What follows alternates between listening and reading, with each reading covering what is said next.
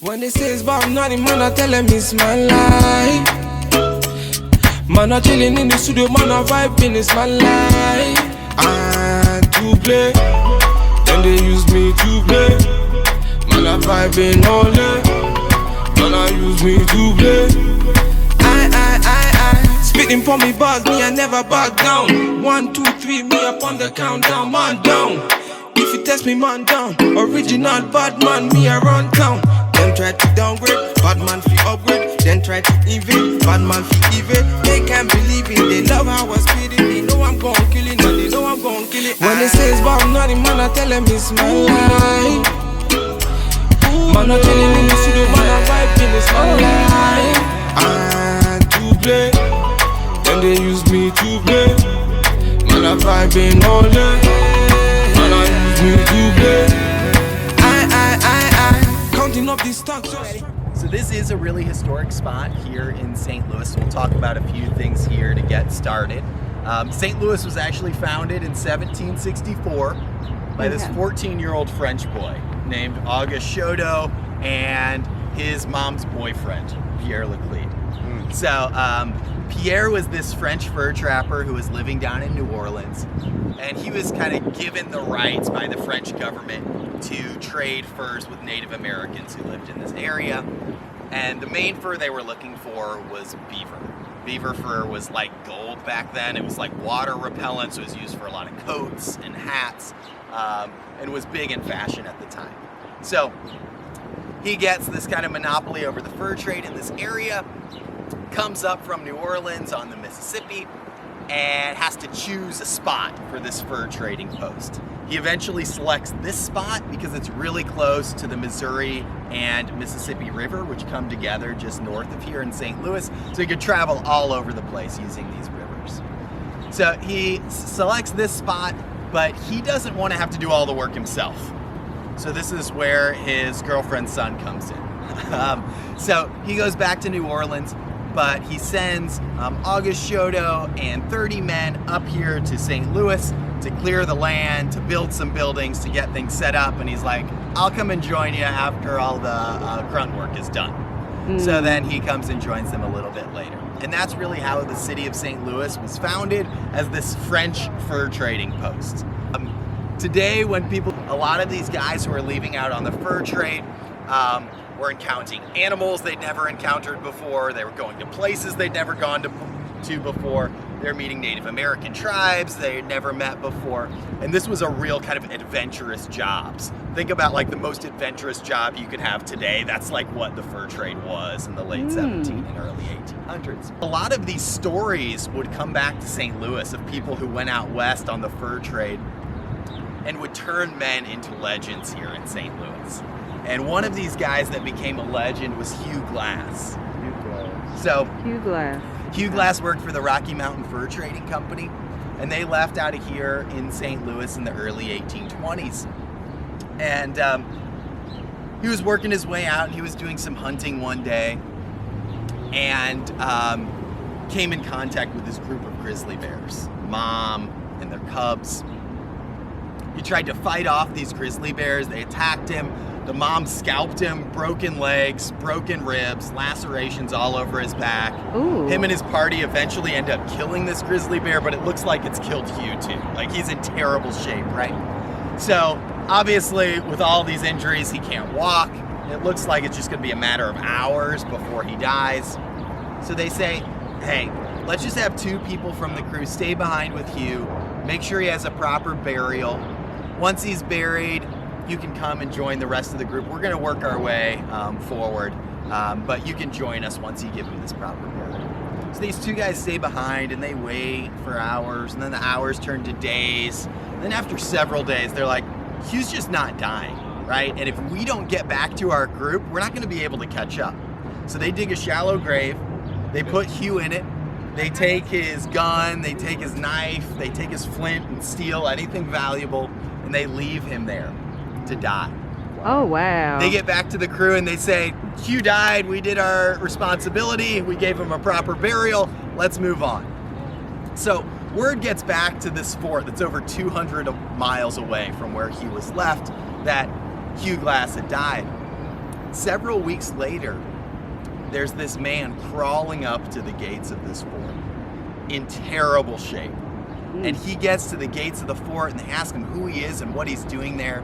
And he says he's Hugh Glass and he's seeking revenge for the men that had left him behind. So he had crawled most of the way with broken ribs, broken legs, all these cuts on his body. He had survived mostly on roots and berries along the way. He even like scavenged for this like dead animal carcass and ate some of this. It's just a really crazy story. But this kind of sounds like a Hollywood story, right? Yes. And a lot of directors thought it did too and turned it into a movie. And if you've ever seen or heard of the movie The Revenant with Leonardo DiCaprio, I've heard of it, but I don't think I've seen it. He played Hugh Glass in that movie and actually won his first Oscar for that role. And I like to mention that movie because people think about this fur trade being pretty boring, right? When you see that movie, you see the kind of adventure that these fur traders would go on. So if you haven't had a chance to see it, check it out. And when you do, you can think about these fur traders like Hugh Glass that would leave out of St. Louis. But his story would come back here to St. Louis and turn people like Hugh Glass into these legends. And there were a lot of young men that wanted their own legendary stories. And so they would sign up with these fur trading companies to try to kind of make a name for themselves. So there's not a lot of connection to the fur trade today here in St. Louis, but this building here, Drury Plaza Hotel, on the front, it actually says International Fur Exchange. And at one point, this was the largest facility in the world for storing furs. People would go out on the Missouri out west, would bring things back from the Rocky Mountains, and then they would auction them off here in this building. Another historic building while we're here is the old courthouse behind us. This building dates back to the 1830s. St. Louis is founded by the French. It's eventually run for most of its colonial history by the Spanish, and then the French get it again and sell it to the United States as part of the Louisiana Purchase in 1803. So that's really how St. Louis becomes part of the United States. And there's a statue over there of Dred and his wife, Harriet Scott. And their names may sound familiar, thinking back to high school history classes, and their stories connected to this building here. So Dred and Harriet Scott were enslaved, and then they were taken to territory where slavery was illegal, and then brought into Missouri. And when they were brought into Missouri, they were brought in as slaves. And they said, hold on a second.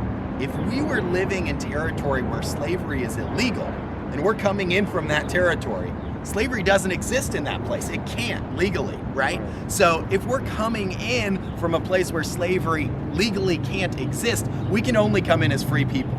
We can't come in as enslaved people. So that was their argument, and a lot of people have been successful using this argument here in St. Louis with lawsuits called freedom suits. So 1846, they walk into this building and file lawsuits for their freedom.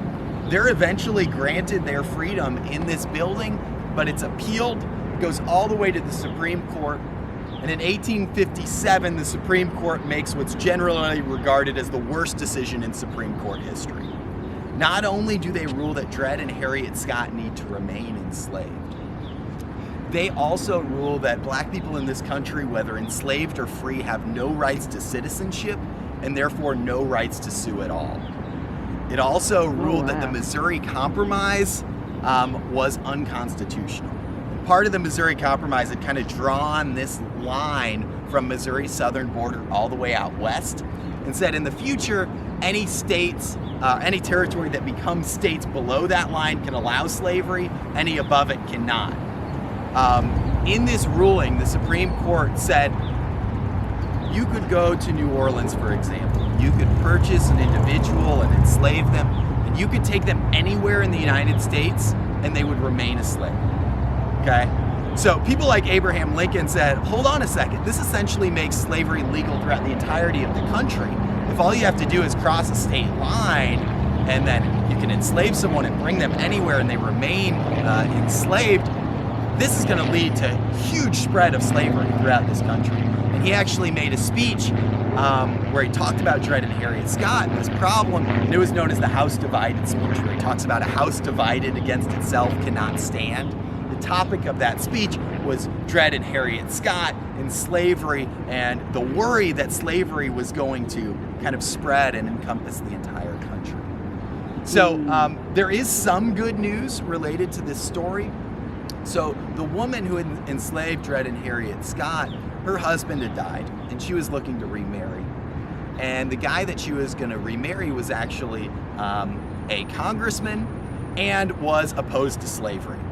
So you can imagine, if you're a politician opposed to slavery, the last thing you want is to become the owner of the most famous enslaved people in the country at the time, Dred and Harriet Scott. So he actually transferred ownership to Taylor Blow here in St. Louis, who was an abolitionist, and then he freed them in this building. So Dred and Harriet Scott did get to live as free people. Dred died shortly after, but Harriet lived through the Civil War, through the ending of slavery in this country, and could know that she played an important role in that process. Wow. Today, when historians talk about some of the main causes of the Civil War, they will always mention Dred and Harriet Scott in that court case from 1857. So there is one other interesting court case related to this building with women getting the right to vote in this country. And it's a case related to Virginia Minor. So Virginia Minor lived here in St. Louis. And she actually established the first women's suffrage organization here in St. Louis in 1867. And in 1872, she decided she was going to try to register to vote. And so she walked into this building to try to register to vote and was turned down. And her husband was a lawyer. They took this to court. Eventually, her case went all the way to the Supreme Court, and they made a really interesting argument. So remember when we were talking about the Dred Scott decision, and it said that black people in this country, whether enslaved or free, weren't citizens, right? So after the Civil War, there were some amendments passed to make sure this changed, right? There were amendments that were put in place to end slavery. There's also the 14th Amendment that said if you're born in this country, you're a citizen, and people can't take away your citizenship rights, okay? So that's a direct response to that Dred Scott decision in trying to make that right. And Virginia Minor said, wait a second, I was born here in the United States, therefore I should have the rights to citizenship, which include the right to vote. So she used this new amendment to her advantage and took this all the way to the Supreme Court. The Supreme Court eventually ruled against her. But there's an interesting tradition here in St. Louis. There's a cemetery on the north side called Bellefontaine Cemetery. Bellefontaine? Yeah, and a lot of famous St. Louisans are buried there. And Virginia Minor's grave is there as well. And there's this fun tradition when women vote in St. Louis, you know, you get that I voted sticker. They go and they put that sticker on her tombstone to honor the role that she played in fighting for women to vote, which is a pretty cool tradition. I love it. So do you have other plans while you're in St. Louis? Other things you're trying to do? We're gonna go tonight to this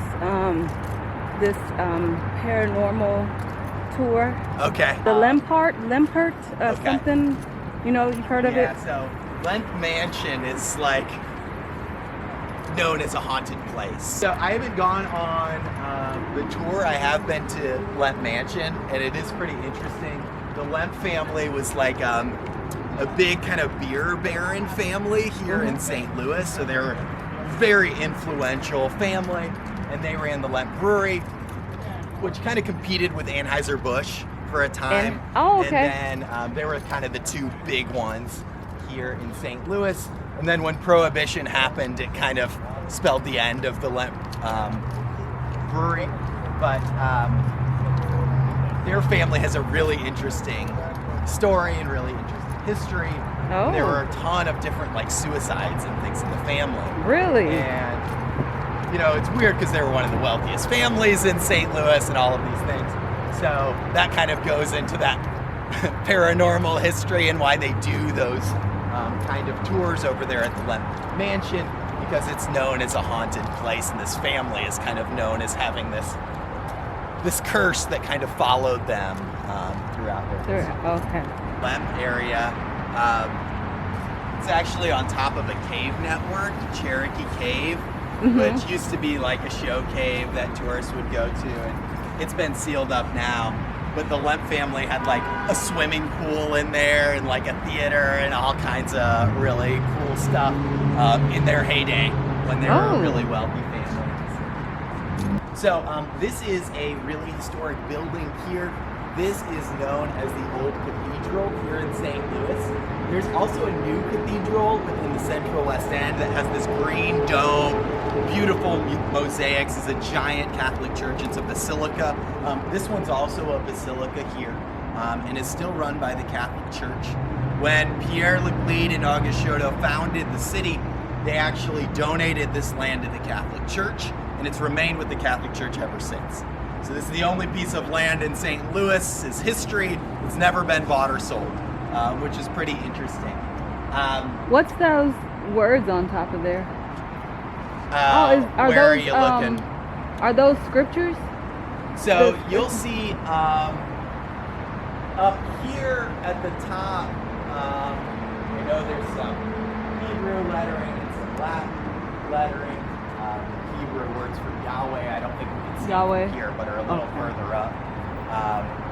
But this building is still a functioning Catholic church, and we can actually go inside if you'd like to. Ah, that would be wonderful. They say if you're not vaccinated to wear a mask. If you are vaccinated, you don't need to. I'm vaccinated, but he's not vaccinated. Okay. So, but I'm still gonna wear one anyway. Okay. So just being honest. So we could pop in really quickly. They may be doing things in there like confession or other things, so just be quiet while you're in there. We can kind of take a little tour for a couple seconds, and then when we come out, we can talk about it if there's anything you want to talk about that you saw. Okay.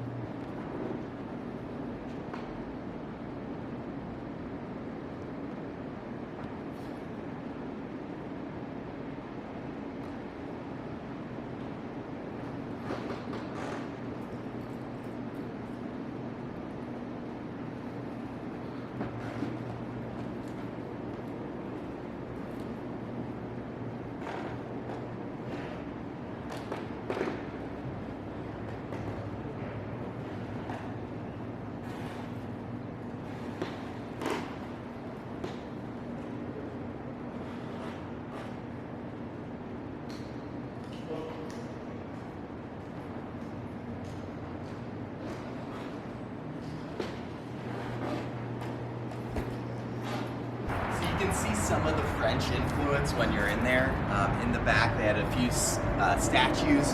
One of King Louis the IX. King Louis the IX is who St. Louis is named after. So he's the only king of France to become a saint in the Catholic Church. So hence the name St. Louis. And this parish actually dates back to 1770. So that's before the United States even existed as a country, which is pretty cool. Before this building was built here, there were a number of wooden churches that were on these grounds. And in 1809, there was someone baptized here. It's on the front of a piece of American money. So sometimes people start thinking, they think maybe it's Ulysses Grant, right? He lived here in St. Louis and was president, not him. Sometimes people think it might have been Abraham Lincoln. Right? He lived in Springfield, Illinois, not him. It's actually Jean-Baptiste Charbonneau. Charbonneau? Yeah. So most people wonder first, who is that? And what piece of money are you talking about, right? So if you've ever seen those dollar coins, they have Sacagawea, also known as Sacagawea, on the front. Sacagawea, yeah. And on her back, there's a baby. That baby is her son, Jean-Baptiste, and he was the one that was baptized here in 1809. Let's negotiate with them for horses. If we get these horses, it can speed up our journey. And they're like, Sacagawea, this is your moment. You speak Shoshone, so we're going to bring you out to translate. So they bring her out to meet with the chief of the tribe, and the chief of the Shoshone tribe happens to be her long-lost brother from the tribe she was kidnapped from as a 12-year-old. So they have this family reunion. She successfully negotiates for the horses. The crew eventually makes it all the way out to the Pacific and back.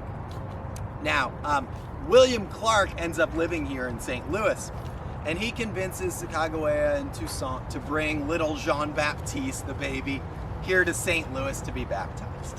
And in 1809, he's baptized at the old church that was on those grounds we were just at.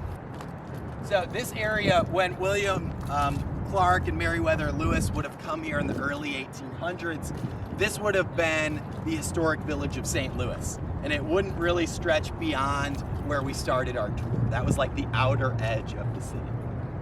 So by the early 1900s, a lot of the buildings and things down here were pretty worn down. And city leaders started to think about how they could remake the riverfront. And they got the idea, well, what if we make this a national monument to Thomas Jefferson and westward expansion and all that history that we just talked about? If we do that, then we can get the federal government to kick in the money to remake the riverfront, okay?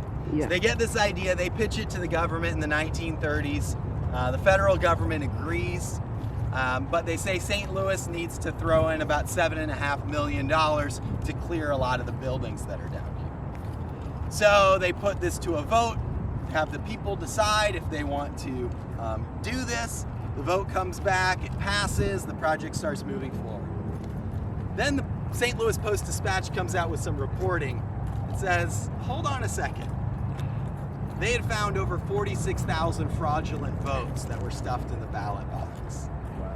And they pointed the finger towards the mayor at the time, Mayor Dickman. And Mayor Dickman, in the lead up to the election, had actually had every city employee, no matter what their job was, switch their job and campaign for this bond measure. So they pointed the finger in his direction. The city eventually ends up burning all of the ballots, so there's no evidence. It goes through the court system. Eventually, the project moves forward anyway. But there were a lot of people that were upset about this, especially people who are living down here, who are working down here, who had those houses and buildings cleared and had to find other places to live and work because of the project.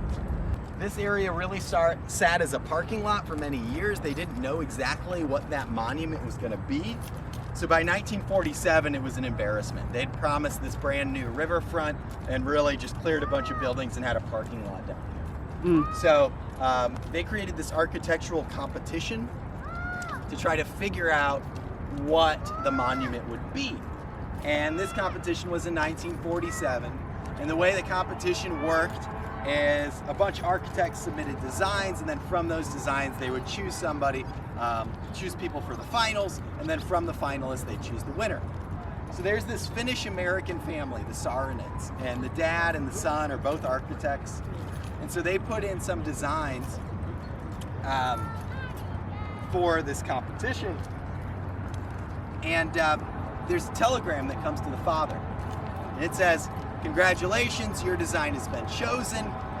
So father's really excited. He gets together his family and friends. And then while they're celebrating and popping champagne, another telegram comes in and says, "Whoops, sorry, wrong Saarinen. It's actually your son, Eero Saarinen, whose design had been chosen." So luckily Eero is at the party, so they just switched the focus from the father to the son, and they continued to celebrate. And this is Eero Saarinen's design here. It started with pipe cleaners on his living room floor. Today the arch is 630 feet high, 630 feet wide. There is a nice free museum that's underground that you can go to. Some people don't know you can go up to the top as well. And it's a really beautiful view of the city. Right now, due to COVID, you do have to make reservations in advance in order to do that. But Eero Saarinen actually died from a brain tumor before any of the construction started. So the architectural firm that he was working with continued the project, but Eero Saarinen never got to see the arch built. So the outside wasn't built until 1963 to 1965. They finished the outside. 1968, they finished the inside. And today, it's the symbol of the city of St. Louis. It's what most people think about when they think about the city. It's a big kind of tourist attraction for people to want to come. Here, this is the Mississippi River, which the Mississippi River is really the reason that St. Louis was set up as this fur trading post, connected St. Louis down to New Orleans. And this was the old harbor here. And in the mid-1800s, there would have been ships lined up for 5 miles, packed in like sardines here along the riverfront. There would have been a lot of industry and factories and things along the riverfront as well. And in 1849, there was this ship, the White Cloud. It was docked here and it caught fire. They cut the line and pushed the ship out, hoping that it would burn out in the river. When the wind changed, it brought the ship back. That fire jumped to dozens of different ships along this harbor. The fire jumped from the ships to the land and burnt down 15 city blocks along the riverfront. This is known as the Great Fire of 1849. And most of those buildings down here were built out of wood. And so after that fire, the city said, we're not going to have this happen again. And they put in this ordinance that any new buildings had to be built out of fireproof material, which they considered brick and stone. So if you guys go around St. Louis and you're in St. Louis neighborhoods, you'll see all kinds of brick homes, right? There's a lot of this architecture that really started after this fire. There are clay mines here in St. Louis, and a lot of immigrants that came to St. Louis worked in these clay mines, creating bricks for the brick industry here. And St. Louis is really a brick city today architecturally, and part of that legacy dates back to that fire in 1840. So when you're in St. Louis, you'll see these flags. You got, the USA flag in the middle, the Missouri flag on the right, and the flag on the left, that's the St. Louis flag. Oh. So it has that fleur-de-lis in the middle, which is like the French royal symbol. So that kind of honors the French heritage here in the city. And those two blue ribbons represent the Missouri and the Mississippi River coming together here in St. Louis. Oh. So that's the symbolism behind that flag. As we're walking by the arch, just one other story that I think is pretty fun. When you're coming by here, you'll see kids' handprints down there. You'll see some kids trying to climb the arch. There was an adult that tried to climb it too, John Vincent. In 1992, he was kind of a daredevil who did a lot of parachuting stunts and things. So he lived in Louisiana and he flew up to Chicago with the hope of jumping off Willis Tower in Chicago and parachuting to the bottom. But security was too tight. He couldn't get up there. So he's pretty bummed out. He's flying back to Louisiana, and on his way he has a layover here in St. Louis. And he thinks, St. Louis has a really tall building too, the Arch. So he goes out and he gets suction cups for his hands and his feet.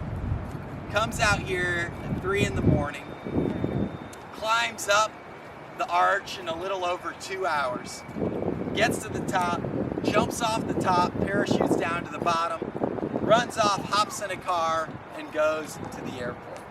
Oh, wow. Now, earlier in the day when he was out getting his suction cups, he ran into this woman, and she had a car that had a personalized license plate that said Danzig.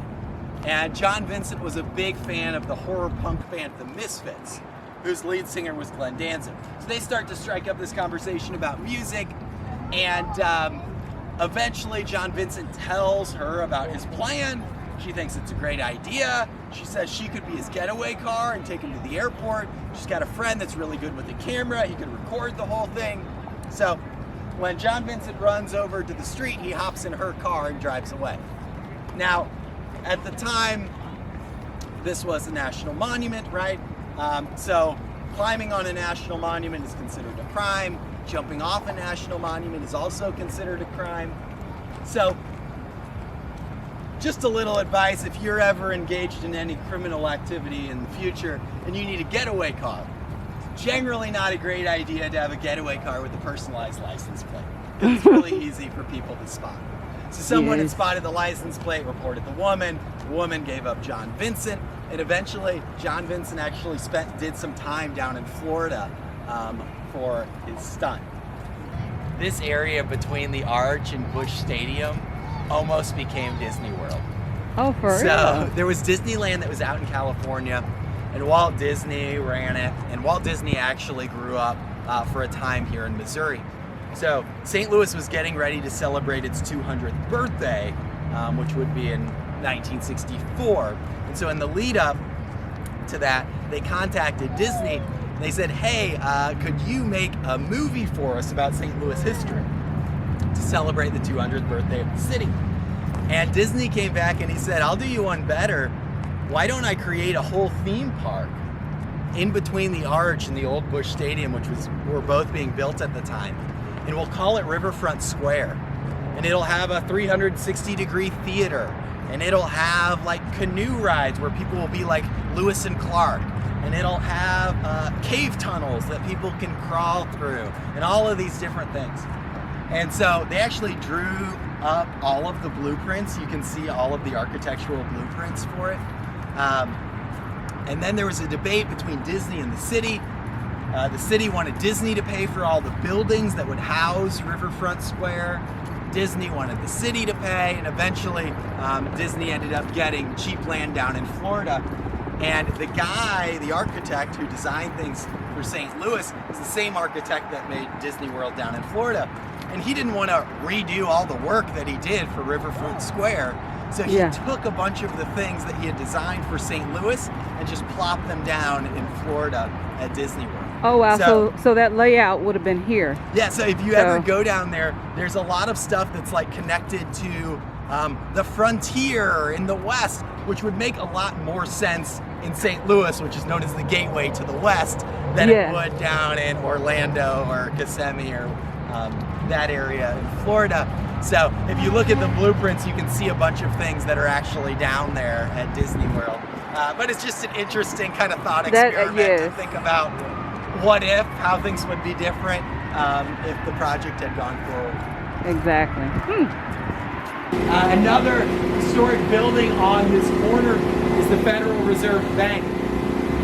So the guy that actually wrote the law to create the Federal Reserve banking system was a St. Louis banker who worked on this street, William McKenzie Martin Sr. And Woodrow Wilson, who was president at the time, wanted to create the Federal Reserve Bank. He needed someone to write this new law. He knew St. Louis was kind of known for its bankers, so he tapped Martin to write this law. And in 1913, he wrote this law, creating the Federal Reserve System, and went on to head this branch of the Federal Reserve when it opened. His son, William McKenzie Martin Jr., went on to become head of the entire Federal Reserve System in the mid-1900s for about 2 decades. William McKenzie Martin Jr. was his son. But they have a small museum inside that's free. It's generally not tourists' first choice of museums. But when I was teaching 7th grade social studies, I would bring students here for field trips when we were talking about economics. And it's hard to get 13-year-olds really excited about economics. So I was like, hey, we're going on this field trip. Crickets, no interest whatsoever. I say, hey, you do a good job. At the end of the field trip, I'll give you $1 million. Ears started to perk up, some heads lifted off the desks, and some enthusiasm started to build. So they come here to this field trip. We're walking through the field trip. They're like, Mr. Deloach, you better have my $1 million. I'm only here for my $1 million. And so at the end of the field trip, they're walking out and I give them each a bag of $1 million. It's $1 million in shredded money that's been retired by the Federal Reserve Bank. And it's one of the souvenirs that you can get to if you go to the museum. So they shred old money here, but they also make new money. So if you ever get a dollar bill, let's see if I have one here.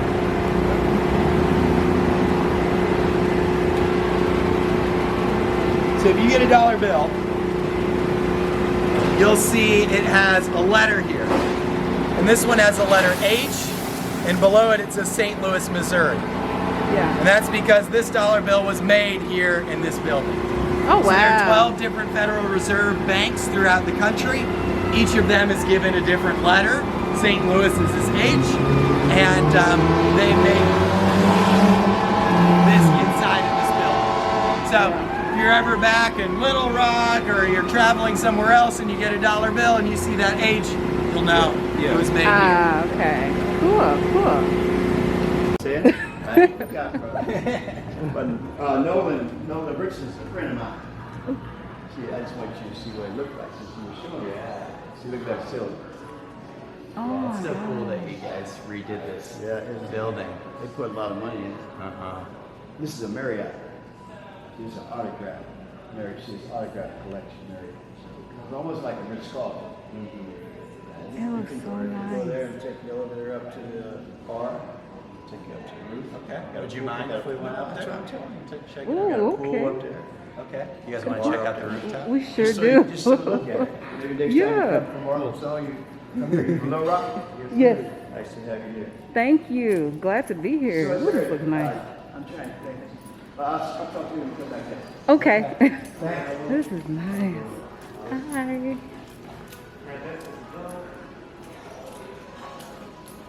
I gotta do is push R. Okay. Push Thank you. R.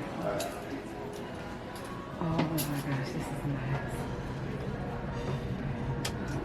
Alright, we're getting lucky. This doesn't always happen. Yeah. I'm gonna come up with You you come? so you see it. Okay. But you can't get into Cool. the swimming pool. I want you to see it. Yeah, thanks so much for showing us. Yes.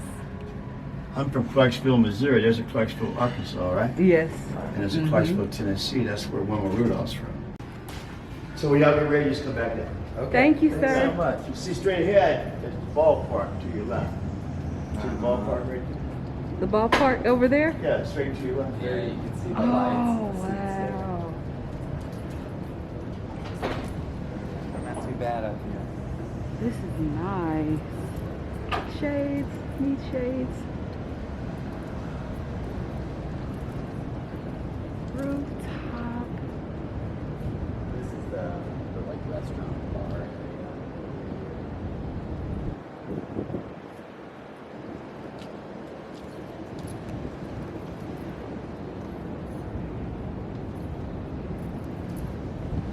Oh, this is nice.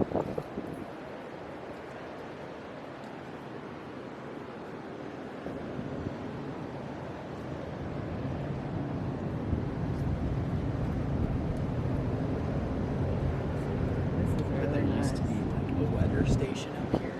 A weather This is where station? they would do all of the like forecasting for weather and things on top of this building. Because it had this height, you could see all over, and you can imagine if there weren't these other tall buildings, the view would stretch on forever. What is this? What is that? This Is that building here? well, this little thing, is that where the lifeguard sits or something? Oh, I think it's for accessibility. If you have like a wheelchair or something that you want to get in the pool and you can't use the ladders or stuff to get in. Oh, okay.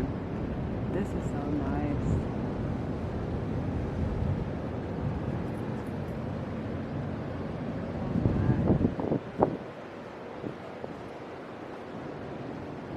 Well, we may want to stay here next time. What you think? Yeah.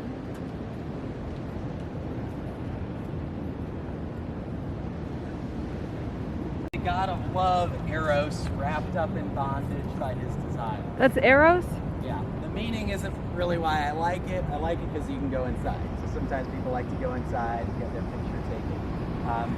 It's actually made by Igor Midraj, and he has another sculpture that's a body without a head. That's over behind the old post office. Scavenger hunt later, you can find the body. It's not quite to the same scale, but it's a body without a head. Yeah.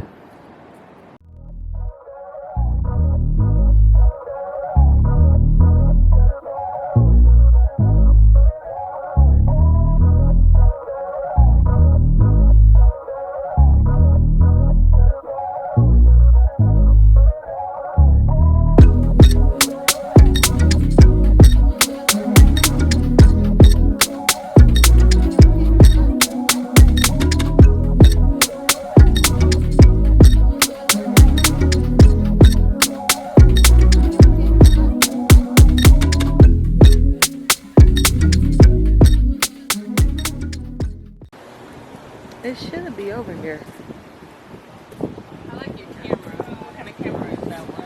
Oh, it's a Canon M50. Is it more better for vlogging?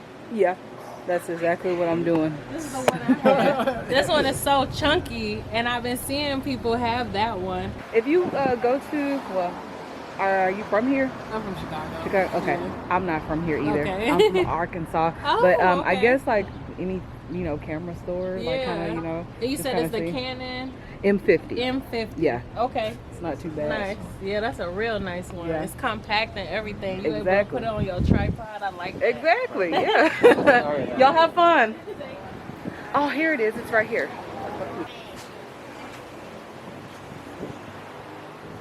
I guess, is everyone waiting or something? I think they're not allowing people in like that. Oh, okay, great. Hey.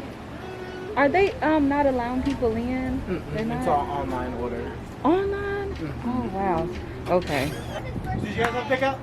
I didn't know we had to order online, so I'm gonna go ahead and Okay, order that's no online. problem. I just let you know we actually still have all our stuff in the kitchen today. So Yeah. we have like sweets and cupcakes still left. Yeah. But we don't have any hot stuff in the kitchen, Y'all unfortunately. don't? I'm Okay. sorry about that. No, it's fine. Let me see. That's the one thing I'm missing is seeing the artwork inside. Did y'all see this place on Netflix? Wow. I did too. Exactly, same. Yes, I want to try that chicken sandwich, that vegan chicken sandwich. Yes. Netflix? Yes. This is on our So I was like, let's go ahead and take a trip. Yeah. And now, I mean, I didn't know that they were like closed to the public because, of all this stuff. But, hey, it's all right. What show was it on? It was something like fresh, crispy and fried. Yeah. Fresh, Friday, crispy, something like that? fresh, something like that. Yeah. my I know. And goodness. then the art, I was like, oh, I was gonna price. Are the owners here? Y'all know if they're here? Okay, I already did. Okay. I wish the owners were here. The line was so long. It would have been so nice to sit up here and to no. Yeah, we all saw you on Netflix. I thought you were selling the ground in the bag. Right. Yes. So, unfortunately, they're closed to the public, y'all. So, it is what it is, though. But we'll make the best of it. And I don't know what can we get. And they're only taking online orders, so I'm gonna look and see what they have online and kind of go from there. Yeah, that is so sad. I feel so sad. Yeah. Yeah, it's all right. Yeah. Oh, this is really nice. Hello. How are y'all? Yeah, this is really nice. Yes. Thank you.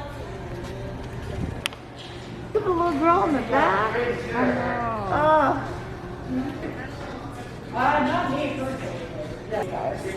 Thank you so much, sir. Hey, how are y'all doing? Doing good. How about you? Not too bad. No.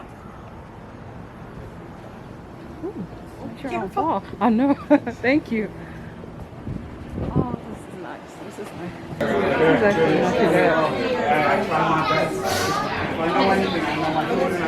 Hi, yes. For two? Yes. Right now, it's going to be a little bit of a wait. Looks like it's going to be 20, 25 minutes. Yeah. Okay. Is there another Italian restaurant around here? Italian. Yeah. Right down the street, there's Zia's. Over here, there's Ragazzi. You go down and go left. Do they sell pasta as well? Yeah. Pasta? Okay. ma'am. And what's, like, I know you probably don't know their weight, but do you think they're as busy as y'all are? Zia's should be fine. Should be fine? Okay. Thank you, ma'am. So they actually had a 20 to 25 minute wait. I'm like, I don't know if I'm gonna sit up here and wait that long. I don't feel like my stomach can take it, especially when I've been eating on some peanut butter M&Ms. And that's really all I've kind of eaten today, and some tea. But We're gonna go into this place called Zia's and see how their weight is and stuff, and eat, because I'm kind of in the mood for some Italian. And yeah, we're gonna go from there and see how theirs is, and we'll let y'all know. Ooh.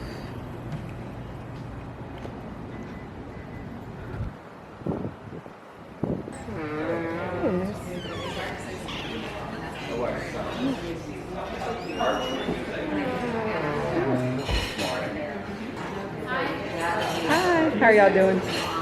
For two, 25-minute wait? Oh wow, they have a wait too. Do y'all have another restaurant kind of around that serves Italian that doesn't really have a wait?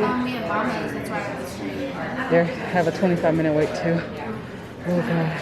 Okay, we'll look around. Thank y'all. Y'all have a good day. They got to wait as well. 25 minutes. Oh god. Well, looks like we're just gonna have to find something else to eat. Kind of go from there. Cause I gotta eat something. I can't sit up here and just be waiting. So I guess we'll find another place and go from there. I'll keep y'all updated when we find something to eat. Alright. This is crazy. Hello. Do we need a parking permit to get right here? Because it's the weekend. I'm the new priest up here at the church. Oh. I think you're okay. I honestly don't think they're gonna mess with you. I think Okay. you're all right. Cool. I think so. Okay. And So, if not, send me the bill. oh, It's right over there. you're fine. Thank you, sir. Have a good one. God bless. You too. Just give me the bill. Oh, yeah. I sure will too. You got it like that. I see you my bills pretty good. Ooh. Your hands are unsanitary now. I know, I'm going to put some sanitizer on them. Hello. How many we have? 2. 2? Yes. Follow me. Ooh.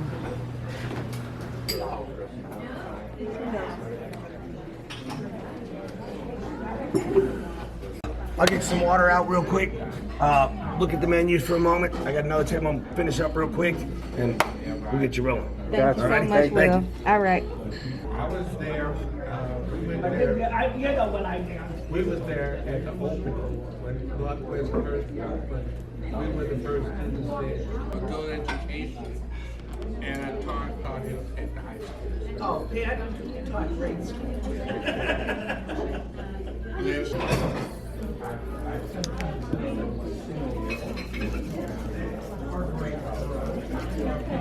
I'm gonna have to wash my hands after sanitizing so much. Are you doing Just a your reminder, tape? there's a lot of Yes. juice in this, so try to keep it Blogger. as flat as you can. I don't want to do it. Come back and beat me up.